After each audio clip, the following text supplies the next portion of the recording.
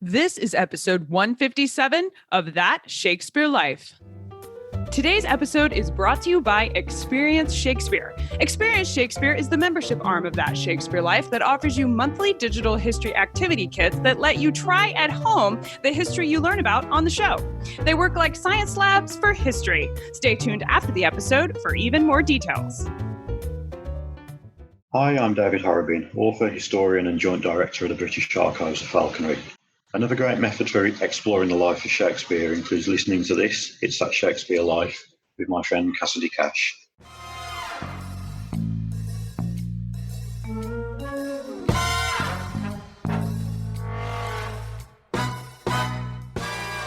So they would point to the king, the aristocracy, they would point to the class of the gentry below that, they would point below that to yeomen and husbandmen and so on down the rung to landless labourers. Welcome to That Shakespeare Life with Cassidy Cash. Cassidy believes that if you desire to successfully learn or perform Shakespeare's plays, then understanding the real life and history of William Shakespeare himself is a must. That Shakespeare Life is the podcast that helps you go beyond the curtain of some of Shakespeare's most iconic works and explore the world of early modern England as Shakespeare would have lived it, learning from the writers, historians, and performers who know it best. And now, here's Cassidy. As students of Shakespeare's lifetime, often we see the phrase, quote, of certain status to describe 16th to 17th century limitations on clothes, housing, and other material realities for various people. Particularly if you study Elizabethan sumptuary laws, it seems like society was strictly controlled based on social status, and one's place in society was decided at birth with little mobility allowed.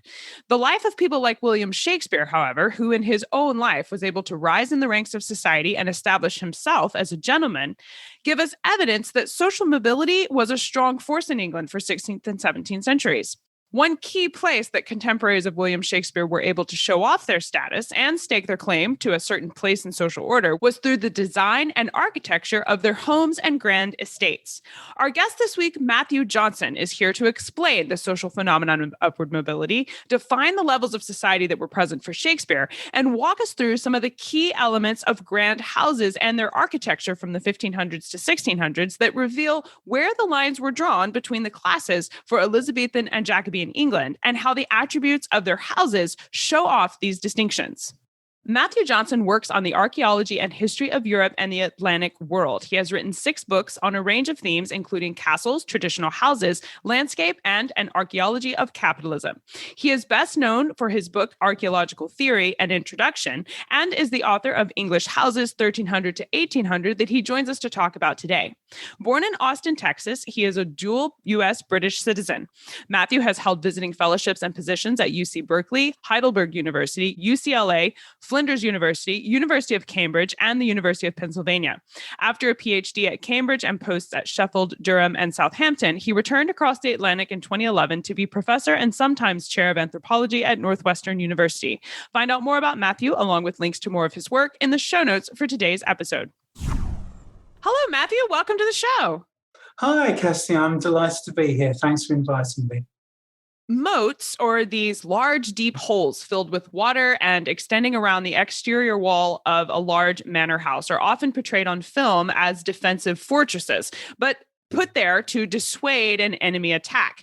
Matthew's research indicates that by the 16th century, moats are still being installed on new structures like Hampton Court Palace, but they had long stopped being used as a strategic weapon. Matthew, why was it important in the 16th century for a large manor house or palace to have a moat if they were no longer for defense? Most of it for several reasons. Firstly, they are really important in terms of showing the property off. A property that is reflected in water looks much bigger than one that has no such reflection. Secondly, the use of water is important, not just with moats, but that moats fulfill several other functions in addition to aesthetic ones. they are often associated with mills and mill ponds, so they're important. So the water is an important power source, and of course they're also often linked up with fish ponds, and so there's an important food resource there as well. So moats are really important precisely because they serve a variety of functions within the English manor house. When it comes to indicating your place in society through architecture, towers were a popular choice in the 16th century. Matthew, how were the addition of towers, or even the maintenance of towers left unused in any practical sense, considered markers of social prominence? Of course, the best marker of social prominence you could possibly have would be to inherit or to have an old house. And so they're partly important as markers of antiquity. By Shakespeare's time, by the end of the 16th century, people are deliberately building things in order to look old. A classic example is the Earl of Leicester's gatehouse at Kenilworth Castle. And I know you've discussed Kenilworth on a previous podcast. So partly it's about looking old and looking ancient, but it's also about being able to survey the landscape. Don't forget that in the 16th century, along with towers, you also have long galleries. And these are galleries right at the top of a building, right at the top of a house, from which you would look out over your estate. So they're also about surveillance. Matthew writes that, quote, the courtyard formed a central focal point for the activities of the household, end quote. His work outlines that the design of the courtyard itself was laid out intentionally to emphasize social inequality. Matthew, what were the specific design aspects of a courtyard that was used to make a social statement by the property owner? Well, imagine, Cassidy, that you and I are walking into a 16th century courtyard. What we would see in front of us, or possibly to the side, would be the main door into the Great Hall. And we would instantly know what we're seeing, and that would help us orient our experience of the whole courtyard. Because as contemporaries, we would know that that's the door into the lower end, and that entering through that door, we would then turn in one direction or another to face the upper end of the hall. And we would know which direction that was because the upper end of the hall was almost always marked by a large window, very often a bay window, to mark that upper end. So, and once you've got that element in place, there's a kind of cultural grammar by which you know where all the other elements of the building are going to be. So beyond that upper end of the hall, there will be the great chamber. There will be the private lodgings of the master and his wife. At the lower end of the hall will be a service area, buttery, pantry, and beyond that, the kitchen. So the whole courtyard would be laid out in a wraparound structure, a linear wraparound structure. And once you've identified that central element, you know where all the other parts are. In a previous episode of That Shakespeare Life, we've talked about the importance of a great chamber in stately homes. This great chamber being seen as the place to entertain or to even flaunt your wealth as a property owner. Matthew, where was the great chamber located inside a 16th century home? I know you said you go through the door and you're in it, but explain for us what attributes did the great chamber include, which made it this establishment of social standing? It's a little more complex in the sense that there is a great hall and then there is a private withdrawing chamber beyond. And when 16th century commentators talked about the great chamber, they were more often not referring to that chamber beyond. So the first point about it is in relation vis-a-vis is in relation to the hall. The hall traditionally in the Middle Ages was used for everyday life, for the main meal of the day, and it was also used in upper class households for court functions and so forth. But by the 1500s, the Great Hall was being used less and less, and increasingly only for ceremonial or only for large-scale entertainment. And increasingly, if you were entertaining your social equals, you would invite them into the chamber beyond the hall. So this is the room that's in some accounts is called the Great Chamber. And a lot of contemporary social commentators actually complain about this. They say that it used to be the case the Lord would offer entertainment to everybody, food, hospitality to everybody in the Great Hall, but now they prefer to dine by themselves in the chamber beyond. So being invited into that chamber beyond would be an important social statement. statement. It would be a statement that the Lord or the Lord's family regard you of being of sufficient social status to make it, if you like, into the next stage of the building. In addition to a great house with appropriate decorations, the land on which the property resided also held a social function. Matthew, in Shakespeare's lifetime, was it a sign of social prominence or high social status for a person to own substantial acreage? Yes, absolutely. Land, in some ways, was the basic currency of social status. When a merchant became wealthy, when a merchant family prospered, very often the thing they would attempt to do as soon as possible was to buy themselves a landed estate. So land was a basic social currency as well as an economic resource. As students of Shakespeare's lifetime, we often see the phrase of certain status to describe limitations on clothes, housing, and other material realities for various people. Social status and one's place in society is taken as an outside force that's inflicted upon someone at birth. That person then left to deal with their lot in life from then on. Matthew's research writes of a man named Richard Clement who fought to win a property called Igtham Mote. Matthew, what does Clement's story tell us about the flexibility of a person's status in Shakespeare's lifetime? Ightham Mote is a really interesting building, partly because it's old. But one of the things that happens there is that Clement actually buys it. He buys it in the 1530s. Himself, actually, having he was raised in Sussex, but spent a lot of time in Northamptonshire and moved back. So here's this ancient building, this ancient centre of hospitality and lineage. But it's actually a place that Clement has built. Has purchased. So it's a microcosm, if you like, of many of these tensions in the 16th century between a traditional conception of status on the one hand, which is about ancient lineages and about ancestry, and on the other hand, some of the emergent market forces that you see in those societies. So if we think about Clement in particular, there are really three things that Clement does to foster his social status. The first is he marries well. He marries twice, and for the elites in the 15th century, a marriage to women come with dowries. So each time he acquires substantial amounts of wealth. Secondly, he serves the king. So service to the king, or more broadly to the state, again, is an important way to build up your social position. And thirdly, he uses and deploys violence. He gets basically an organised gang together of a couple of hundred of his followers to intimidate his rivals within the Kent landscape around Ightham Mote. So here are these three things then: violence, service to the state, and marriage, which are classic strategies from the 1500s. Clement's story, while telling about social order, precedes Shakespeare's lifetime. In his more recent book, English Houses 1300 to 1800, Matthew writes about a man contemporary to Shakespeare named Phelps, whose building also speaks to social order. Matthew, were the rules about displaying your social status through your home and architecture the same during Shakespeare's lifetime as what we see with Richard Clement? And how does Phelps' building choices reflect what the social order had become for Shakespeare? Things are changing subtly. This is two generations later. Phelps builds Montacute House around about in the 1590s. It's usually dates to 1599, the same year that Shakespeare is writing Hamlet and various other plays.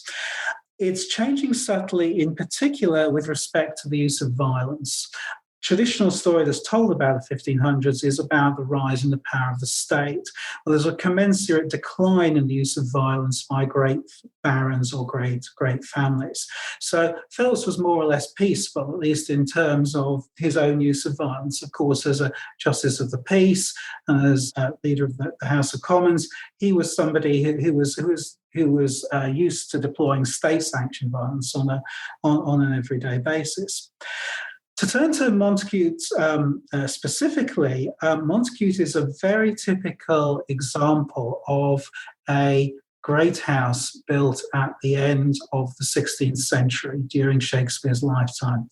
And it's typical in the sense that it has an external appearance which is symmetrical. It has two wings, one balancing the other. It has a central entryway. Above the central entryway, you have a series of busts of classical figures, statues of classical figures. So it's symmetrical and it's displaying many of the elements of the Renaissance. But the plan itself is much more traditional and, again, would have been recognised by anybody who'd been around Ighton Moat. Inside, you go through that door and you find, again, it's actually a door into the lower end of a hall. There is the Great Hall, and then there is the Great Chamber beyond, and so on. So you have here a combination of old and new that's very, very typical of architecture of the time, and which plays into Phelps's own ideas of social status, because Phelps himself is somebody who wants to present himself as from an older lineage, is looking to inspire deference, and part of the way to do this is to use these relatively traditional forms of architecture. If the social status of the peasantry was not set from birth, such that anyone could become aristocratic with the right connections, as indeed we see Shakespeare himself accomplish when he rises in the ranks of social standing to become a gentleman during his life, Matthew, I wonder how the elite of society, even royalty, felt about this new social flexibility. Did the aristocracy of England feel threatened in their position by the rise of the peasants? And if so, do we see a trend of compensation through elaborate architecture or grand building developments that literally show off high status on their homes or patronages? The short answer is yes. The longer answer is more complex. I think by the time you get to the second half of the 16th century, it's not appropriate to use the term peasant anymore. You're dealing here with tenant farmers who are producing as much for the market as they are for their own subsistence. And certainly in the upper end of tenant farmers, you're dealing with people who are very, very prosperous, and within whose ranks Shakespeare himself, at least in his youth, would have felt quite comfortable. I see a lot of the cultural output of this time, for example, the works of Shakespeare himself, as about anxiety about social mobility and anxiety about changes in social class that are going on. The constant ridicule and the constant demarcation of the lower orders in Shakespeare is, in my mind, double-edged. Shakespeare is asserting that there is a certain kind of social order. Of course, he is literally putting that on stage. He's literally emphasising it over and over again in a way that many, many scholars have seen as about cultural anxiety. So the upper social orders were certainly anxious about what was going on around them. Writers of the time talk over and over again about the loss of the old ways. And part of what they mean by the loss of the old ways are loss of these old systems of deference and so on. This, of course, is very, very controversial in social history, and many people would disagree with me. I would point to the fact that the generation after Shakespeare's death, this is a society that cut off a king's head.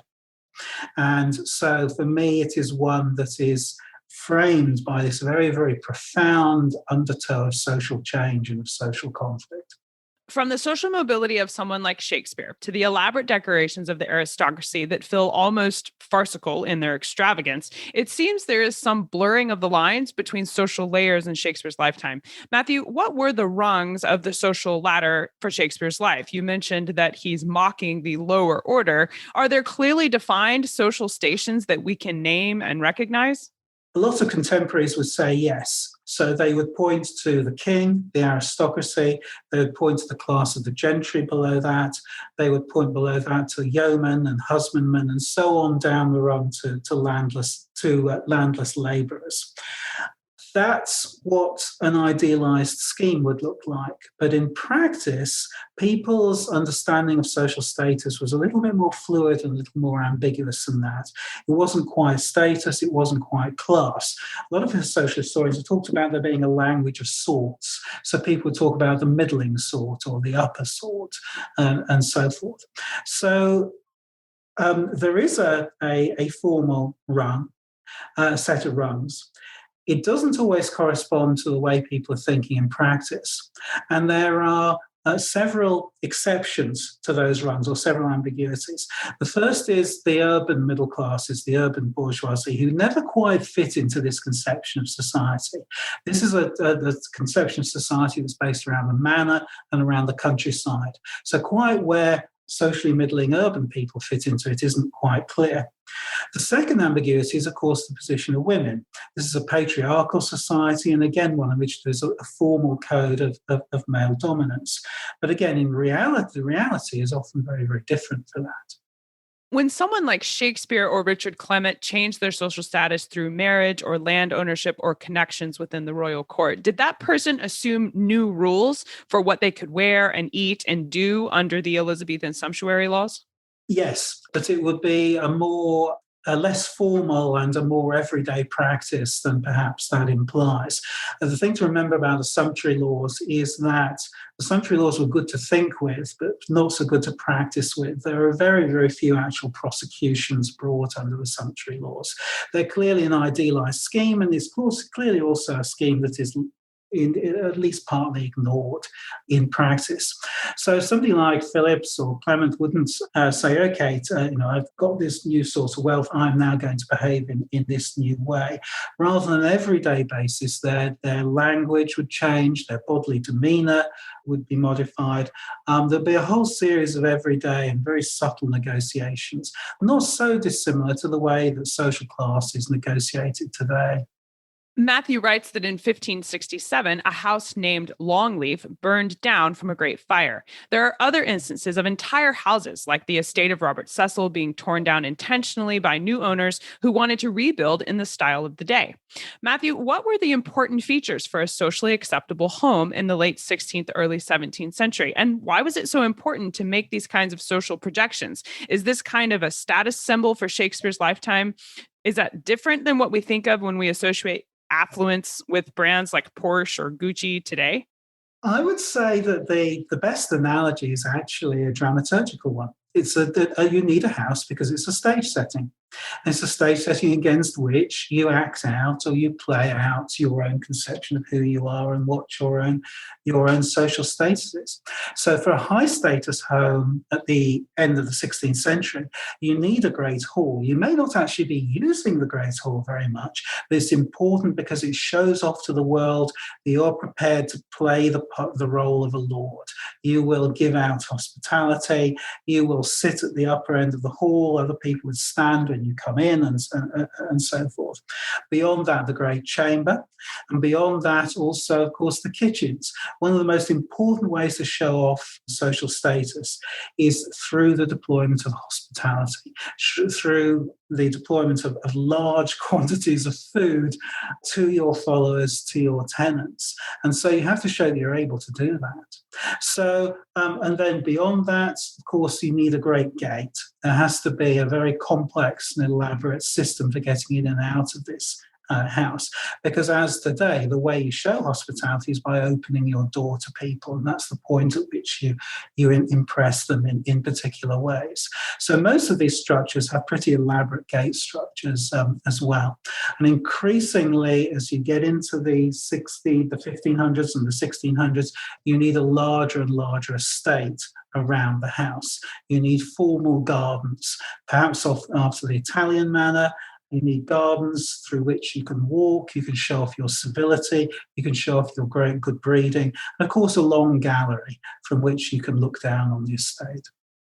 Matthew identifies a surprising bit of evidence for the extremes to which people would go for the maintenance of social order when he writes, quote, "Documentary historians have commented that society during this period was integrated by such common principles running across boundaries of class, servicing to brace the social ladder at all levels. One example of this phenomenon is child exchange between households."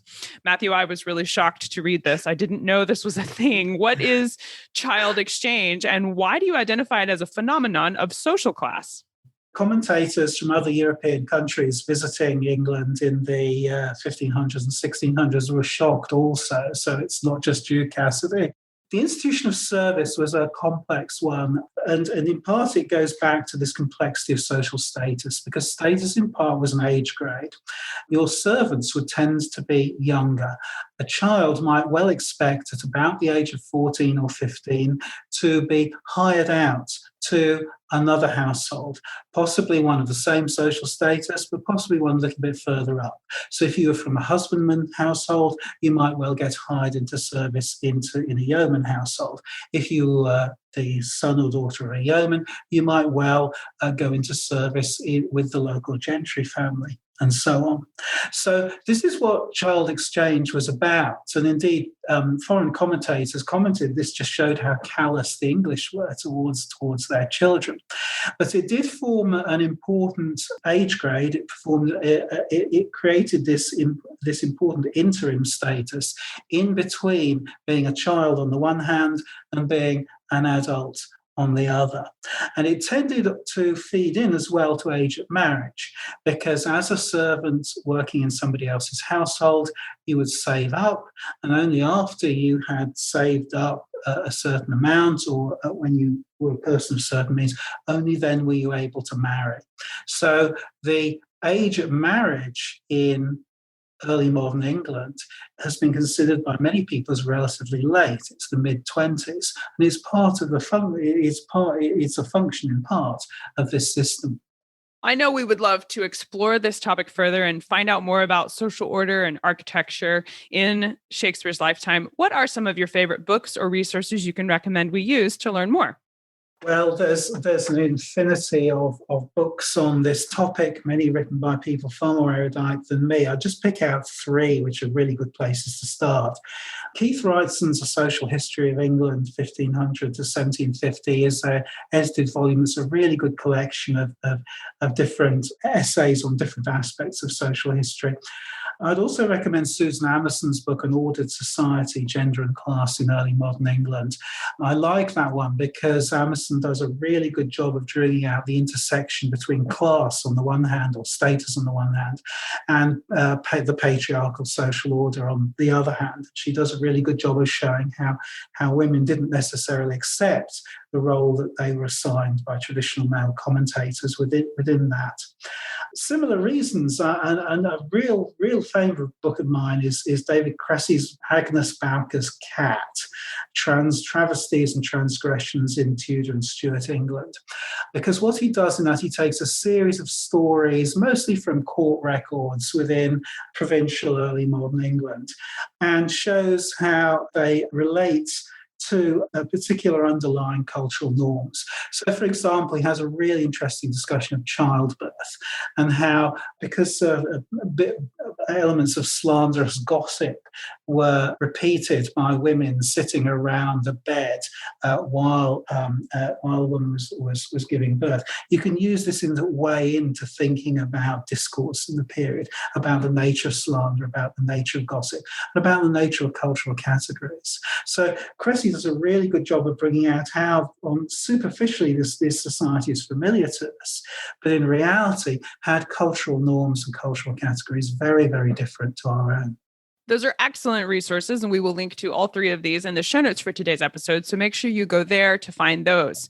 Matthew, we ask everyone this next question here at That Shakespeare Life, and that's, what's the one book you would take with you on a deserted island? My friends in England tell me I'm supposed to allow you the complete works of Shakespeare and a copy of the Bible, so your choice would be in addition to those. Well, the first thing I would do is specify which Bible, because I would want to take the King James Bible. I'm not particularly religious personally, but that is such an important book in terms of understanding 17th century history.